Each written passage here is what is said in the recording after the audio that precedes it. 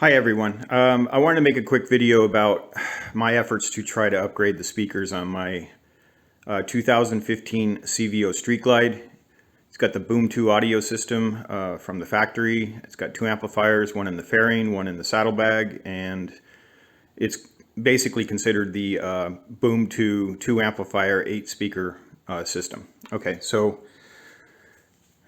I'm going to run through my efforts to try to upgrade the speakers and the roadblocks I ran into, and I also wanted to share some information that I found out along the way. So let me just go over the setup I've got going on here. I've got the bike running pink noise. It is about 3 levels from maximum volume. And obviously I have the front end taken apart here. Let's go over the test bench here. What I have is a 6.5 inch Hertz 165.3 Melee Pro speaker. It's a great speaker. It's a 4 ohm speaker. It's got a good frequency range from 40 Hertz, I think, to 20K plus. This kit, the Hertz kit, came with a tweeter also included in the grill. Down here on the test bench also, I have a phone app RTA. I am supplying the speaker, the 6.5 inch speaker, through two 4.7 ohm resistors because I wanted to tone down the sound of the speaker because the volume is so high. I don't want it to be blasting, at least in this video. Going forward on the motorcycle, what I have exposed here is these two wires are the GT 6.5 head unit out before the amplifier. So it's unamplified, just the raw signal coming out of the head unit. These two wires up here are the woofer channel coming out of the Boom 2 amplifier for the front. And these two wires up here are what is considered the tweeter circuit or channel out of the Boom 2 amplifier out of the front. Okay, all that said, let me go ahead and put my camera on the mount for taking the video.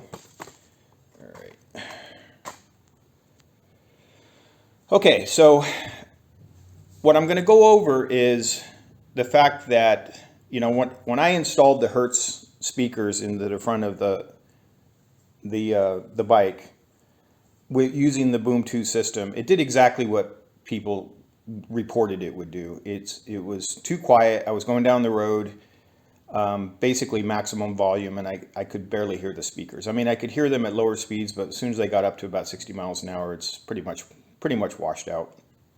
And so I thought, you know, I like the cleanliness of the Boom 2 integration to the motorcycle, and I thought, okay, well, maybe I just need to look for different speakers, ones that are lower ohm or closer to 2 ohms that would work. But that actually didn't work out as planned either, and that's why I'm sort of making this video. I'll explain why.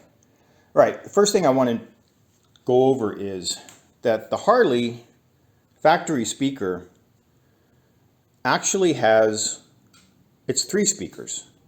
And on what we call the tweeter channel, it's actually got a mid-range speaker and a tweeter.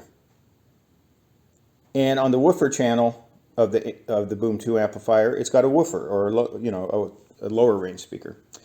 Almost all of the component systems that you can buy today, the component aftermarket speakers, are either a 6x5 with a coaxial in the middle,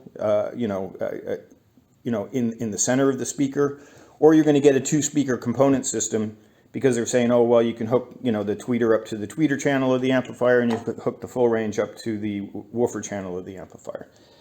But there's a problem with that, and I'm about to show you what it is. Okay, so the first thing I'm going to do is hook up the RTA to the head unit out.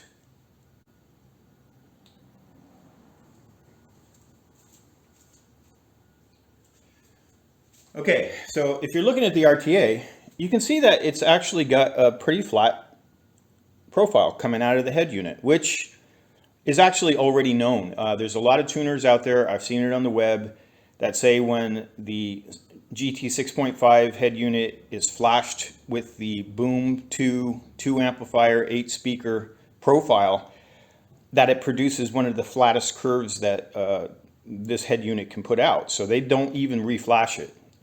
Even if they're putting aftermarket amplifiers, a DSP, and speakers, they just don't, they leave the flash alone on this head unit. And I can see why. So that said, I want you to hear what this pink noise sounds like coming out of the Hertz speaker, which is a full range speaker really, right out of the head unit.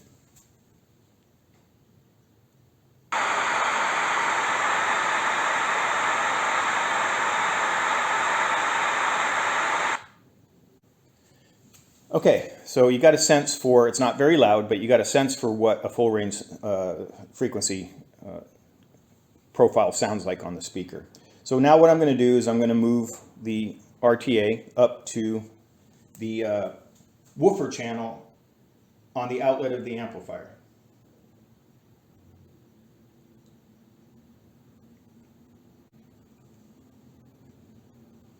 Okay, well, as you can see,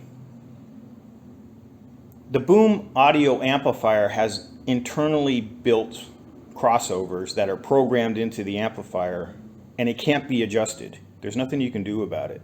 So what's happening is the profile, even though it's amplified, it gets to about 1.5K hertz and just starts to fall off sharply.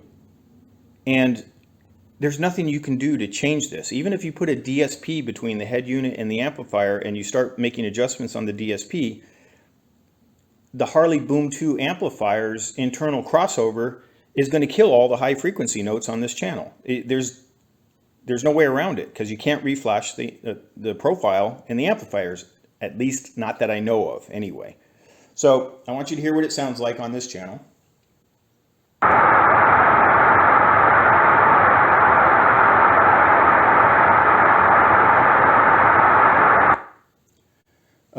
Definitely louder, low range frequencies, and I don't hear as much of the high range frequencies out of that amplifier channel, which obviously I shouldn't expect to, considering the way that the RTA is showing the profile.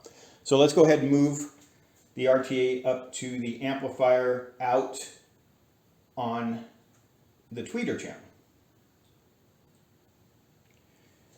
Okay, well, guess what? There's the internal crossover on the tweeter channel.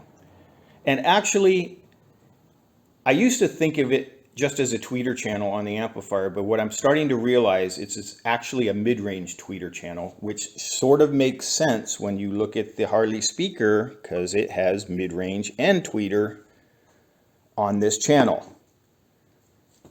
Well, guess what? The Hertz tweeter, although it's great, can't handle frequencies down to 500 and 600 hertz. It comes in at about 3K up. So basically, you're losing all of your mid-range by using a component system like the Hertz system. You're never going to get the higher mid-range or the vocals out of this 6x5, which you want actually, because the Boom 2 amplifier won't deliver those frequencies to this speaker. And you're not going to get those same vocals and rich sounds out of a tweeter. So you're kind of screwed. All right, so anyway, let's see what this sounds like.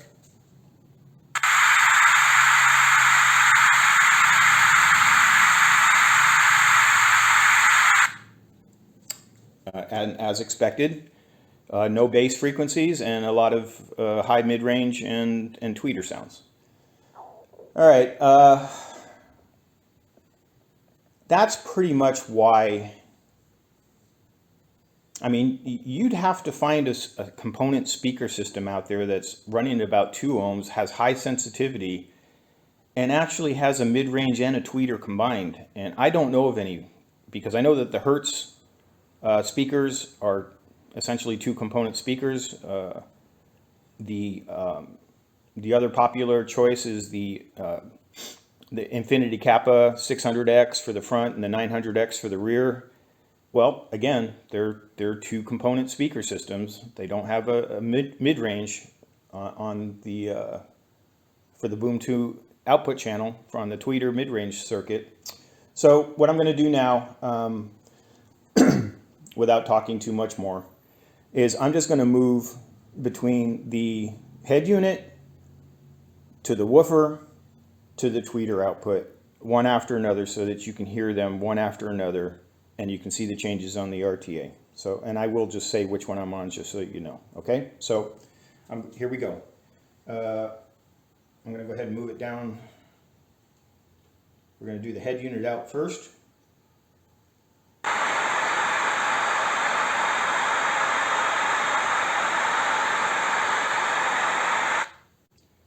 To the amplifier out woofer channel.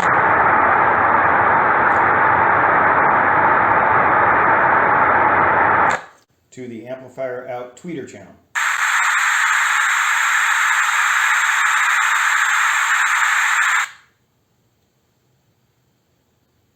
Now, one thing I found out that's kind of interesting, and I'm just going to show it to you as just because I found this out and I thought it was interesting. If you know anything about bridging amplifiers, I don't know whether the Boom 2 amplifier is bridgeable or not. What I do know is that if you do bridge two channels on the outlet of an amplifier, you usually go from the negative of one channel and use the positive of the other channel. So I tried that to see what would happen. So, and it doesn't matter what the combination is. It doesn't matter whether you use the positive of the tweeter channel and the negative of the woofer channel, or the positive of the woofer channel and the negative of the tweeter channel, but this is the result.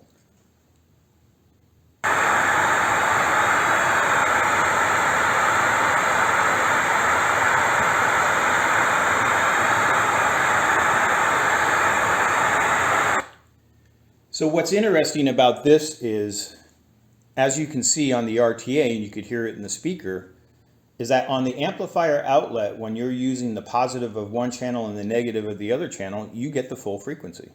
And it is amplified.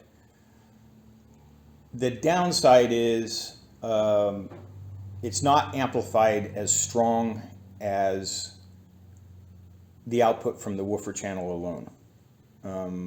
So even though you get full frequency, because at first I thought, aha, this is all I got to do. I just got to, run across both channels to get full frequency to the 6x5. Problem is that it just doesn't have the same wattage being delivered from the amplifier as you would if you were just running straight off of the woofer channel itself. I'm going to actually go ahead and put my oscilloscope on there, and I'm going to measure the difference and I'll append it to the end of this video. Long story short is, the reason why I made the video is to show that because of the programmed internal crossovers that are in the Boom 2 audio system, and the fact that most of the aftermarket speakers are a two-component system, you really can't use the Boom 2 amplifiers with the aftermarket speakers that are available. And I'm not aware of any low impedance 2.5 ohm high sensitivity speakers that are constructed more like the stock speaker, where you have a mid-range incorporated with a tweeter on one channel. And the funny part is, it made me wonder, I'm sure I'm not the only one that found this stuff out, why would the manufacturers not make a speaker that mimics the Harley Davidson 3-speaker system? And the truth is, because most of them manufacture amplifiers. And I can't say for sure, but I would imagine that someone's sitting down saying, well, if we make a aftermarket speaker that works well with the stock amplifier systems on Harley Davidsons, our amplifier sales are going to go down. So, you believe what you want, but it makes sense to me. If I was running a business, that might be a decision call I would make also. Anyway, guys, or folks, I hope you enjoyed this video. I'm going to follow up with a attached on clip about the volume difference on doing the bridged version of the amplifier. And anyway, I hope you found this video useful, and stay safe, ride safe, and be kind to each other. Take care.